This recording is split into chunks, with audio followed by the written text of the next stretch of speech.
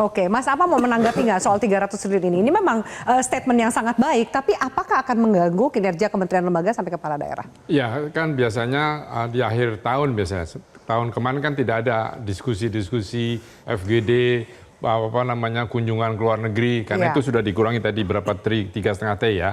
Nah, jadi artinya kesianan juga. Jadi yang akan menderita ini dalam tanda kutip adalah ASN. Karena tidak dapat tambahan-tambahan tadi. Karena biasanya ASN itu memperoleh tambahan-tambahan dari kunjungan ke daerah atau ke luar negeri gitu ya. Lalu bikin diskusi, seminar gitu. Nah, kalau itu tidak ada berarti kan tidak ada hanya gaji plus tunkin mungkin. Ya, dosen-dosen itu. Nah, itu saja. Kalau pembangunannya tentu pakai prioritas karena kan masih ada tagihan yang besar yaitu IKN, tagihan kereta cepat. Ini yang besar-besar ini. Ya, dan hal-hal lain yang harus dipenuhi. Nah, uangnya dari mana itu? Makanya Pak Presiden kan bilang pertumbuhan harus 8%, karena kalau tidak nggak ngejar itu. Nah, kalau pinjaman saya pikir juga agak sulit gitu ya. Tidak semudah mengundang investor, juga tidak semudah karena track record kita berinvestasi itu belum baik. Jadi asing, dan mungkin daya saing dengan negara-negara tetangga. Iya, karena itu tadi akhirnya larinya ke Vietnam, ke Thailand yang seharusnya kita lebih maju karena mereka baru merdeka tahun 75 kan. Nah, tapi kita lari semua karena tadi ada mekanisme logistiknya mahal. Dan itu yang harus dipikirkan oleh Menteri Infrastruktur untuk Menko untuk bagaimana membuat kos logistik ini turun sehingga daya saing baik, sehingga investor datang.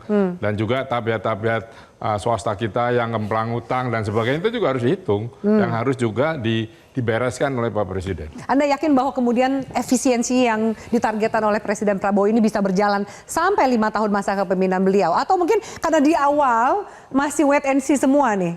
Ya, bisa saja asal satu, korupsi dihentikan. Kalau tidak itu akan semakin suffer, sudah dikurangi lalu dikorupsi. Presiden kan setelah pelantikan ya, kalau tidak salah bilang korupsi segala macam akan dikejar sampai Antartika. Nah, harus itu dilakukan. Karena kalau tidak agak repot karena anggaran terbatas.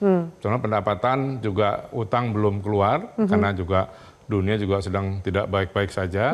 Kita tunggu setelah Trump duduk di posisinya kembali seperti apa kan. Mereka juga ada beberapa belas executive orders yang itu juga sangat buat kita akan berdampak ketika kita tidak hati-hati. Khususnya menteri-menteri ekonomi harus bekerja keras termasuk perindustrian, perdagangan. Jelajahi cara baru mendapatkan informasi. Download Metro TV Extend sekarang.